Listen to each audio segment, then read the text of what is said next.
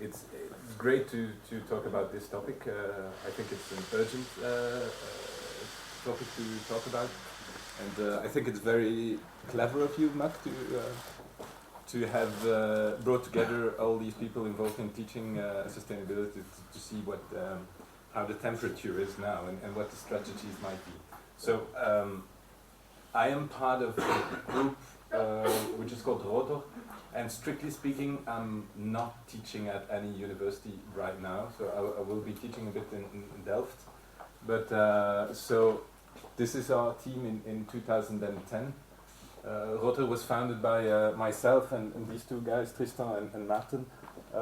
We're, I'd say, essentially we're a completely autonomous group, self-funded. And occasionally we engage in teaching, and so we obviously end up talking about sustainability in an educational context, but it's not something we do professionally. Yet we think we might have some advice to give, and I've let's say, conceived my talk as providing some advice about how to teach sustainability.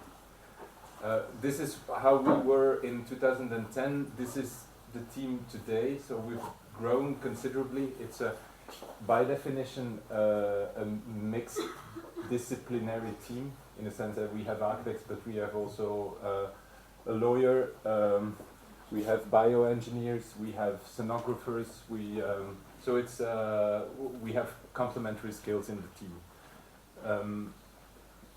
Now we engage in different activities, but let's say the core topic of or our core expertise is material flows in general. So how our cultures are dealing with materials, where they come from, what happens when we use them. And especially we focus on the whole notion of reusing building components in architecture. So it's not recycling, it's something different, it's reuse. How can we do it? Which are the problems? How can these problems be overcome? That's something we analyze through different strategies. So we write books about the topic, we build exhibitions, we design stuff, and we do research. And you will see, I will talk about Rotor deconstruction, which is a very specific research project, but which has grown considerably the past years. I'll talk about it later. But part of the income we get is from, let's say, consultancies, especially for public authorities. So we have a regional ministry of the environment in Brussels, for which we work quite often. We're like a part of the ministry, but then a subcontracted part of the ministry, and we do different studies about the construction and demolition waste stream in Brussels, for instance. But at some point we engaged in a survey. This is a project called Opalis. It was a survey of all the resellers of second-hand building components in Belgium. So it started around Brussels, but eventually we covered the whole of Belgium. And so the website is accessible for everybody. It's in French and Dutch, which are like the main national languages in Belgium. It allows you to localize all these resellers, but also to look specifically on, for instance, blue limestone.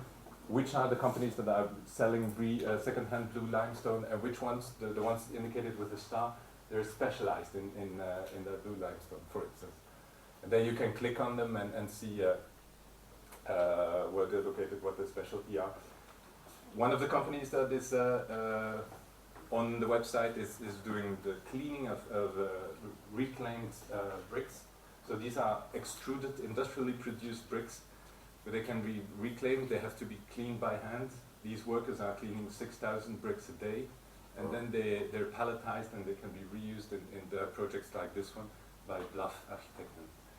So it's something, I will not say it's a booming business, but it's a steady business, and it indicates that it's feasible to do reuse without public subsidies or whatsoever. So these are companies, and for us it was important to show that you have these business models of companies that are let's say financially break even at least, and that do put on the market salvaged building components. Now obviously this is also a shot from the website. For some products like the blue limestone I was talking about, We give some details about the current prices on the market. What are you supposed to pay nowadays? What do you have to look for? What should be the attention points? Obviously, when you look at the whole market of these reclaimed building components, at least in Belgium, you will see there is a heavy focus on architectural salvage. So these are pre-Second World War components, and if they're produced by artisans, if it's chiseled natural stone, or if it's iron work, etc., it will work well.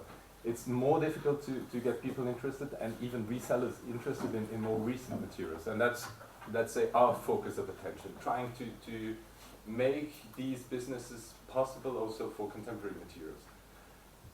When you look at how these resellers are let's say, geographically distributed over the country, you will see that the big cities like Charleroi, Hasselt, Liège up there, Brussels, they don't have that many resellers, and that's, let's say, connected to the fact that they're more, let's say, focused on rural, non-urban materials.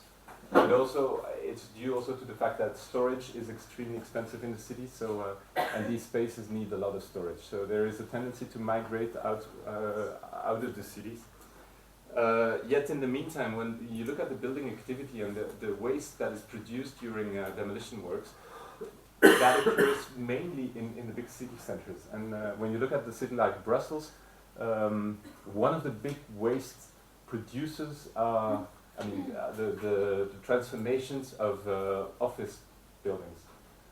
So normally, and that's standard procedure, let's say, for office buildings in Brussels, when they refurbish an office building, they will take everything out, from the concrete ceiling to the concrete floor. Everything is thrown in the container, and we think that is one of the main, let's say, there is definitely some improvement to do there. So we set up a business model where we go to a building that is about to be refurbished, like this office building. This is how it looks when it has been abandoned after a few years of use by the owner. This was General Electric working in this office building. So it looked like that. Everything was going to be trashed. So we identified in that building anything that might find like a second use. And then we send out the list of all these items to our clients, and everything that is ordered, we take it out, we dismantle it, and we package and put it on trucks, and it goes, if possible, directly to the customer. So that is ideally how we work. These pictures show you before and after we came by, so you have to imagine what should we take out of a building like this one? Maybe the plans, and then for the rest, this gives you an idea. Everything that is fire security related, we don't take the risk of reusing that. It's not worth the money. Same thing here. What we've taken, try to imagine it's this. Even carpet tiles is something that can be reclaimed or reused when they're not too dirty. So these elements end up on a website where people can buy the items electronically. They're immediately delivered to their place. It's rotordc.com is our store for the moment. And this is the homepage of the store. You will see that we offer, like we call that deconstruction services, where we also do design assistance and preservation. Preservation meaning that in some cases, like in the case of this building, it's let's say a brutalist bank headquarters in the city center of Brussels that is being taken down right now, even if it was valuable architecture, and especially the interiors were of extremely great quality. It's the bank decided to tear it down, replace it by a Baumschlager-Eberle project. We were granted access to the site, providing that we would find a second use for some of these interior decoration elements. There were some, like we had to send portions of it to Belgian design museums and etc. So these are the executive floors. You see that it's Italian granite on the walls, on the floor, the staircase. is a beautiful staircase in Wenge, so a tropical wood. It's done by one of the best Belgian designers of the 20th century, his name is Jules Wabs. And we dismantled what we could. We had to, I mean, every operation of dismantling is a huge investment, especially with such heavy materials. There's also asbestos in the building. The working conditions were pretty bad. So you have to calculate what kind of risks can you take. Then the cleaning was done on site. It was neatly packaged and then sent away. Same thing for the ticketing hall. So on the ground floor of the bank you had that ticketing hall with a beautiful ceiling. They call it millefeuille, the ceiling, because it's made out of these tiny leaves of sheet metal. And so we dismantled that and packaged it on specially, I mean, these are specially dimensioned cardboard cases. And then it's sold, and in this case it was reused in public libraries. This is a completely new building that opened last year, and they integrated in one of the spaces a portion of that ceiling. Now, here is one project we did. So on the other side of the ticketing booth, you had an acoustic lowered ceiling in these panels of perforated particle board. And we reused them recently in a project. This is a private commission, so a project for a bookstore. So we could use also the perforations of these elements to store the books in. So this is a final design. So this is the first part of my presentation. This is a kind of introduction to what Rotor does in general. I will come back now on our exhibition making projects, and I'll talk mainly about the exhibition we did for Oslo that Mark was referring to, because obviously it's thematizing sustainability.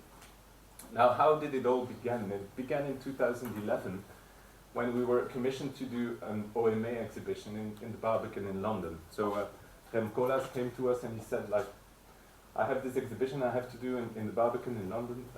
It's a difficult commission. Why don't you do it? So he came to Rotor and he said, like, you have during 7 months or 6 months total access to our offices in China, in Rotterdam, in New York. You can have access all the archives you want. You can ask questions to all the partners, but you have to make this exhibition about it. Now, as you know, OMA is the kind of firm that has a very articulate, almost propaganda-style rhetoric or a story about all their projects. It's like a bulldozer. And it was very difficult for us to get a grip, a personal grip on these stories. And so we decided pretty quickly on to cut short, to throw out all the OMA produced texts of the exhibition, and to use another kind of entry to what that office is. And our strategy, the strategy was developed was to say, okay, we're going to collect 600 objects from your office, and we'll have these objects tell their story. So it's a completely different approach to the number of 600 was something that came along the way. Obviously, it was not pre-imposed, but the idea was just to take samples and see which are the stories attached to these items. So, for instance, this is a dripping from the building side of the CCTV. So it was steel that dripped during the works. It was picked up by an architect, and it tells a story. There were these formless or shapeless blobs which were found by the archivist of OMA, and she didn't know whether these were models of something or whether it was waste. So she inventorized it in the unknown section of the archive of OMA. So you had these leftovers of the building site of the CCTV, which we thought were saying something about the CCTV. So we inventorized all these objects, we told their stories, and then we put them together in the exhibition. Now, you had, for instance, this glitched.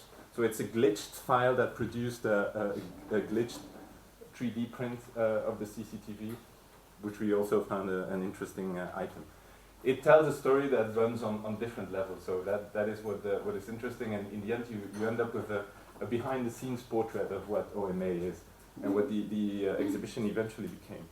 Now, we also used as a strategy dumpster diving. So we went into the paper dumpsters or paper waste baskets of OMA. And what we learned in these paper waste baskets was far more than anything we had learned from the conversations with the partners of OMA. Because, I mean, it was so revealing that we ended up making one space in the exhibition which was completely covered with the most politically sensitive documents, like, I'm not supposed to disclose this, but collaborations with dictators, etc. But then OMA had to write to go and black out everything afterwards.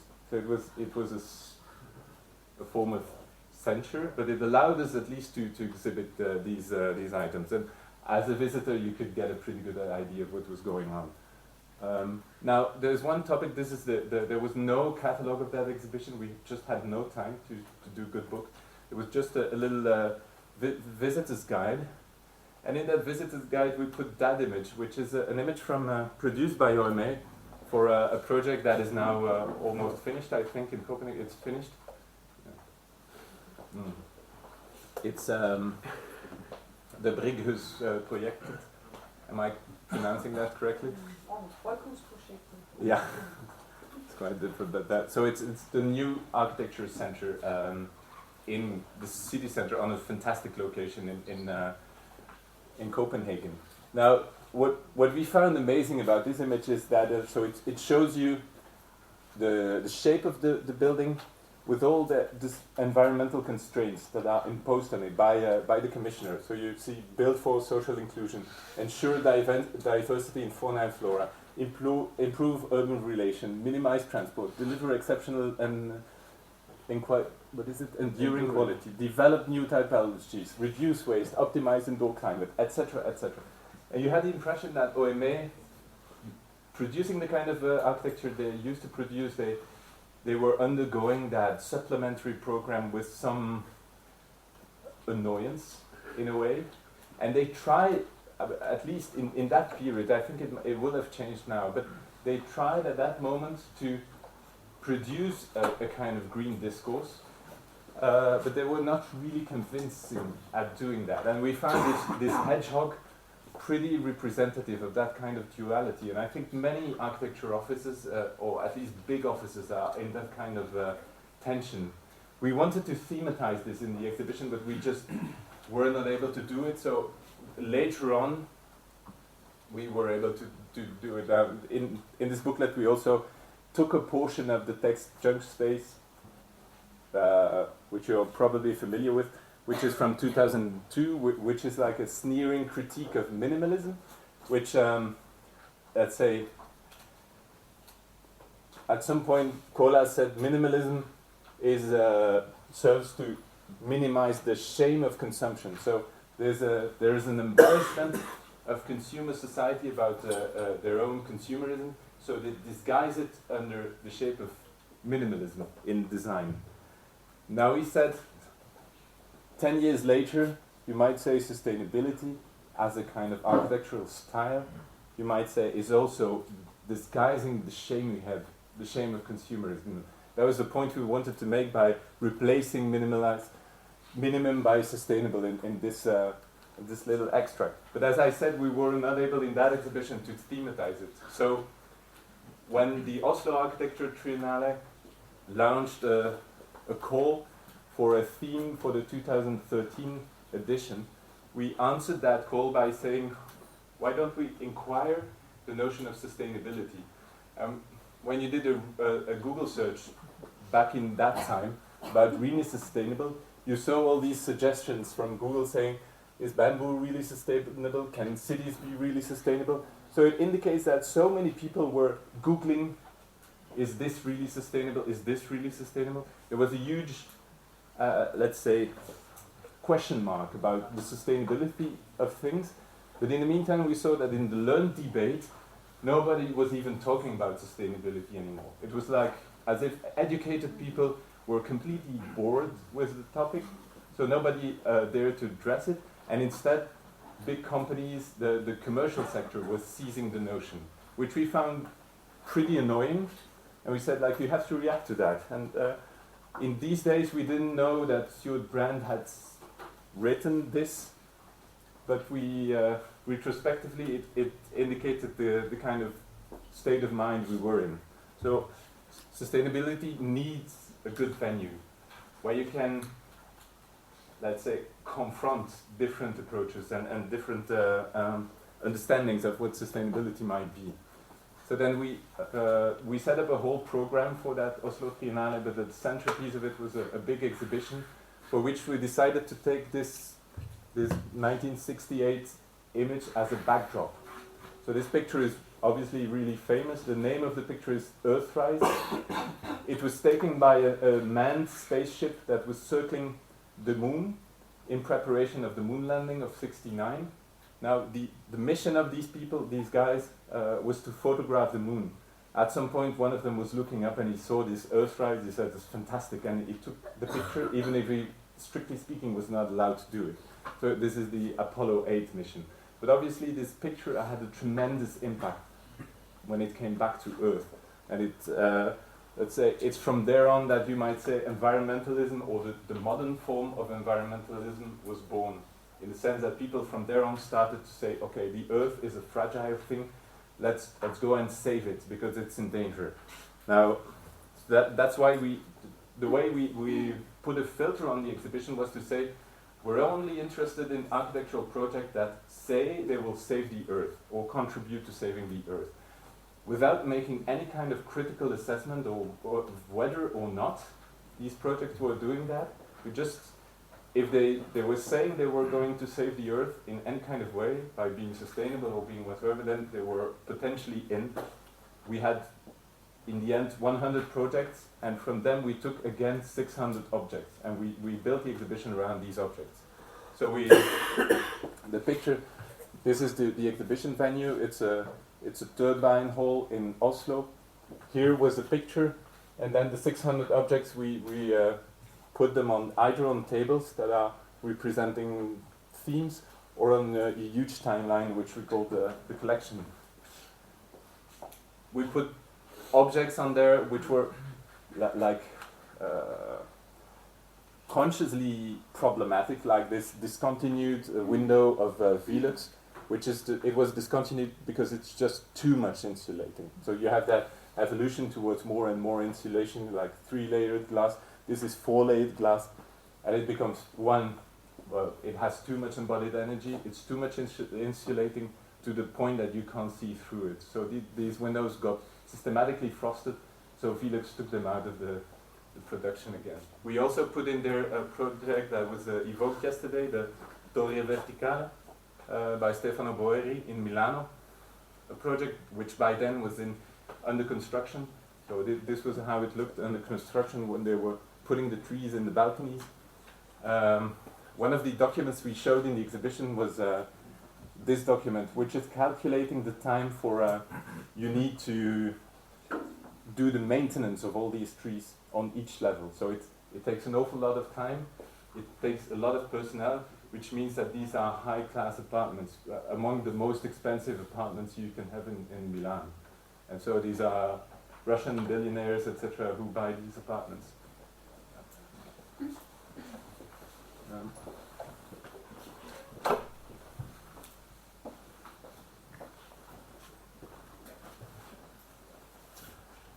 This is a patent, for instance, we showed, which is indicating a new way of recycling plastic waste.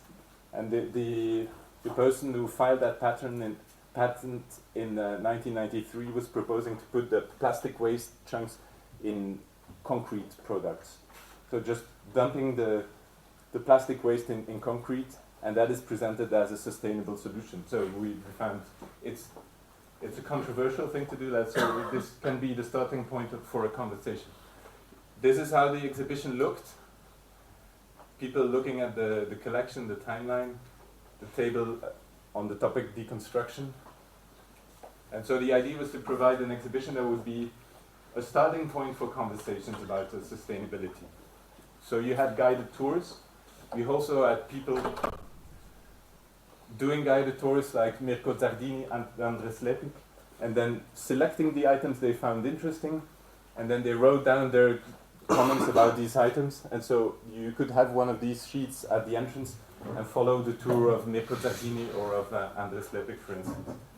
So what I will do, and that's my conclusion, is taking, it ended up in a book in which we also put, we added comments by third persons, like Luc Deleu, Belgian architect, who said about this picture, the photo that triggered my entire career. So the idea is to start the conversation. What I will do is take the exhibition and start a conversation to conclude about how we would see architectural education, the education about sustainability in architecture to go, or what is important about it. So we would say, we would advise you, keep the controversy in. So there's no consensus about what sustainability or what ecological architecture is going to be. So as if you're teaching sustainability, you have to stay open to that controversy. Don't claim that you, as a professor, you have seen the light and you know how it needs to work. So yeah, in our curatorial proposal, for instance, we said, we took this citation of Kurt Vonnegut: the universe is an awfully big place, there is room enough for an awful lot of people to be right about things and still not to agree. We also cited Bruno Latour, who came up again. He's saying, like, it would be fantastic if at some point when designers would be able to communicate. So what has always been missing, I will cite himself, from these marvelous drawings, designs in the literal sense, are an impression of the controversies and the many contradicting stakeholders that are born within these. So it's an invitation to put some of the controversy in the design work. A few very controversial projects, so a municipal waste incinerator that is claiming to be sustainable, a project by BIG for Copenhagen, can be a starting point for a conversation.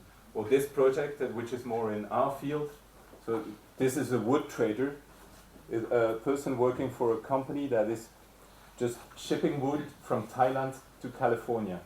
So what she's doing, she's just measuring the dimensions of these planks of a home in Thailand. This is how the home looks like. It's probably 1 century old, must be a super sustainable structure. Well, this is going to be taken down because the wood had been purchased for people like this couple to get second-hand wood. So they can obtain the LEED accreditation. So this principle of reclaimed wood is tearing down very decent heritage in Thailand. So it's problematic. It should be fought against. Keep a sense of perspective. It's important that students and visitors in an exhibition know who's talking. So when we make a wall text, we try to say, okay, this is our view, this is the Rotor exhibition team talking. We had at the entrance of the exhibition a kind of project machine where you had more details about the different projects presented in the exhibition. But these were just reprints of magazine articles from the different times of the production of the project. So people knew, okay, this is a journalist talking, this is like promotional talk about the project. It's important that people know what is the kind of perspective that is put on a project. Humor is essential. So this is one of the first confrontation of images that we had in the exhibition. On the one hand, it shows a picture from 1970. It's a picture of the Logan Airport in Boston during Earth Day in 1970. And you see a guy who is accusing the airport of biocide. Obviously, as you know, the airplane travel is causing a lot of carbon dioxide emissions. And this is the situation of Logan Airport today. So it received the LEED accreditation. It's the first airport to receive a LEED accreditation because of a few details, like sustainability features, waterless urinals, FSC certified wood, and heat reflecting windows. But for the rest, it's still an airport, and it still does the same thing of accepting airplanes. You need protagonists to tell a story. and like inspiring protagonists. Someone like Arno Naas, of course, but they don't always need to be white Western males. And you can include non-humans as protagonists as well. We also put in the exhibition this poster, which is inviting all Norwegians to kill this animal if you see it. So it's an invasive species. So, and we also put in this one, which is a pretty controversial video showing that you have a company in Australia that is engaging in what they call carbon farming. So this discovered that there is an invasive species, which is the camel in Australia, which is producing a lot of methane, so it's contributing to the greenhouse gas effect. So what they propose is they will go around and shoot these camels, and then they reduce the impact for the environment. So that is a form of carbon farming. So we thought this poor camel was also a very interesting protagonist as such.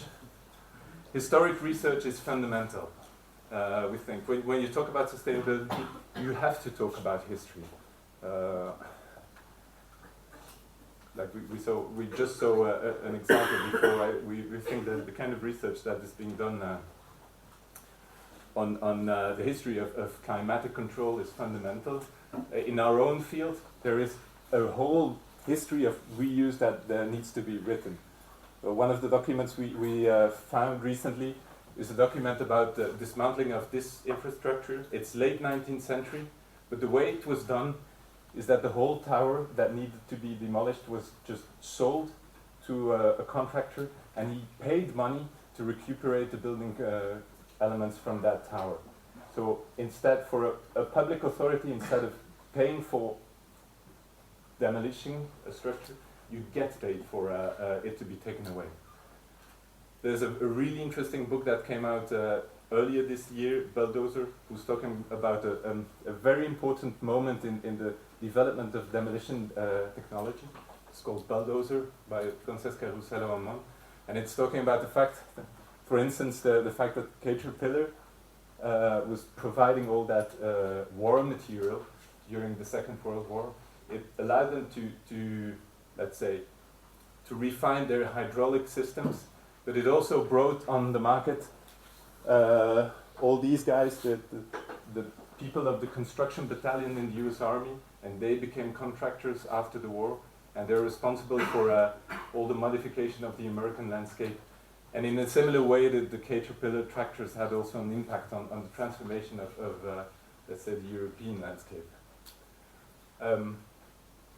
Another example of why history is important, these are two products that are claimed to be sustainable today. So this is a lightweight concrete that is also insulating. There is it's called Passive Block by a company in Belgium called Cellumat.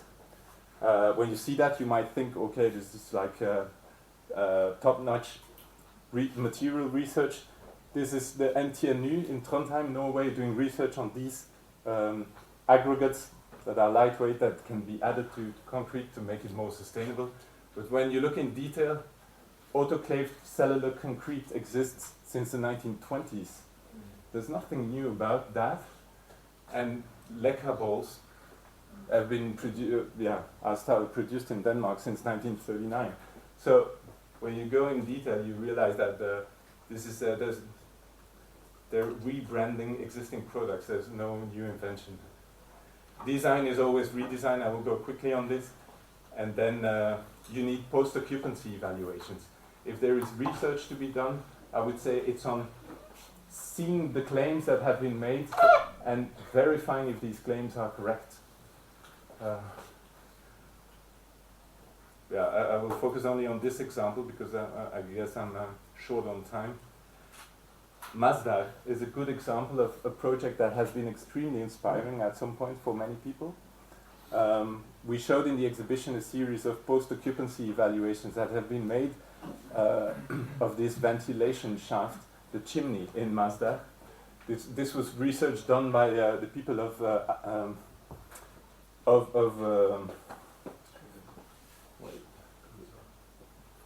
these are people from the Foster team themselves, in this case.